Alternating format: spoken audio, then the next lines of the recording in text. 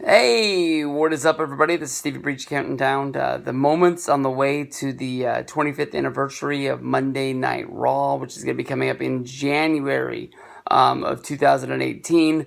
I'm stuck here in the first few episodes of Monday Night Raw. I just made a video the other day talking about the first episode of WWE's Monday Night Raw, calling it a basic glorified jobber show.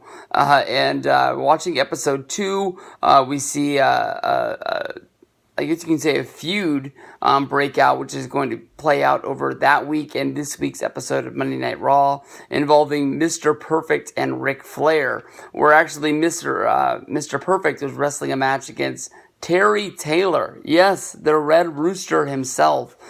During this match, Ric Flair ends up getting involved in the match. Of course, most people will know the reference of Mr. Perfect was the once manager of Ric Flair before turning on Flair and actually teaming up, I believe at the Survivor Series, wrestled with Macho Man Randy Savage when the Ultimate Warrior left the company against Flair, and I think it was against Razor Ramon. And at this point, basically, they were just trying to play off on that sort of feud. And that built us up to this edition of January 25th, 1993's edition of Raw, which would be the third episode of the show. This gave them a pretty good angle for the show, as well as something to really show that Monday Night Raw was going to be a real show that was going to be bigger than Superstars or, Wrestling Challenge or anything like that. Having Mr. Perfect versus Ric Flair in a loser leaves town match is a big deal. When you think of the payoff, most people know that Ric Flair loses this match and ends up going back to WCW. When Ric Flair was the champion, he ended up having problems with Jim Herd, the Pizza Man in WCW, mostly because Jim Herd thought that Ric Flair was old and played out, wanted to turn him into sort of a cartoon version of Spartacus, where he would cut his hair and wear an earring. Flair basically quit the company, left with the belt, and packed his bag and went to go work for Vince. He ended up being there for about a year before WCW got their shit back in order. Jim Herd left the company, and basically there was a handshake deal agreement between Ric Flair and Vince McMahon that Vince would always use Ric on top.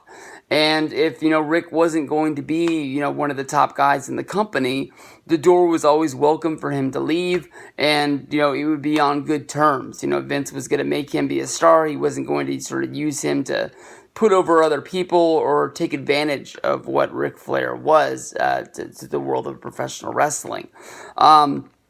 Basically, with the steroid trial that was going on and basically trying to bring in the new generation and put over guys like Bret Hart, Flair wasn't needed to be on top anymore, and he took that invitation to basically leave the company and head back to WCW.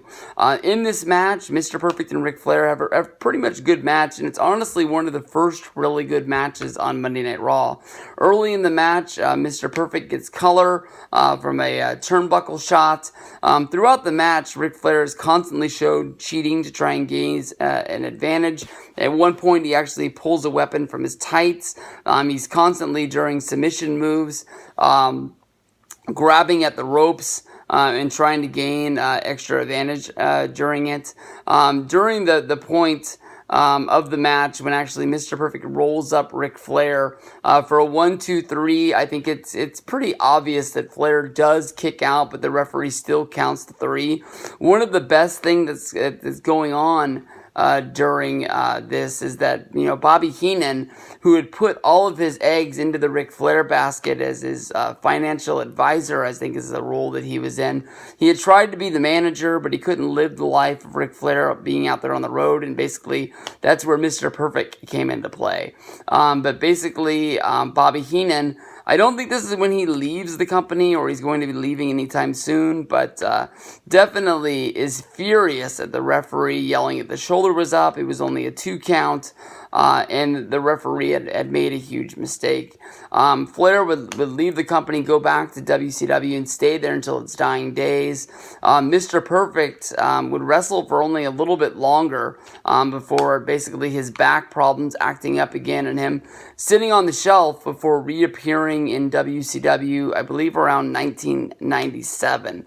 In my opinion, this is possibly the first really big match for Monday Night Raw, and definitely kicked the gears up for a while. It seems that they wouldn't have another big match on Monday Night Raw until January, February, March, April, May of 93, when they ended up having the Shawn Michaels versus Marty Jannetty. This would, of course, be the first payoff of them having a real match, because I believe after the split up of the Rockers, Jannetty ended up getting, I don't know if he got fired or if he got released or if he just had to actually take some time off to go to rehab to sort of get healed up, but he wasn't around. And his reappearance on Monday Night Raw, appearing in the Shawn Michaels mirror as Sherry was holding it, is possibly another big moment from the early days of Monday Night Raw.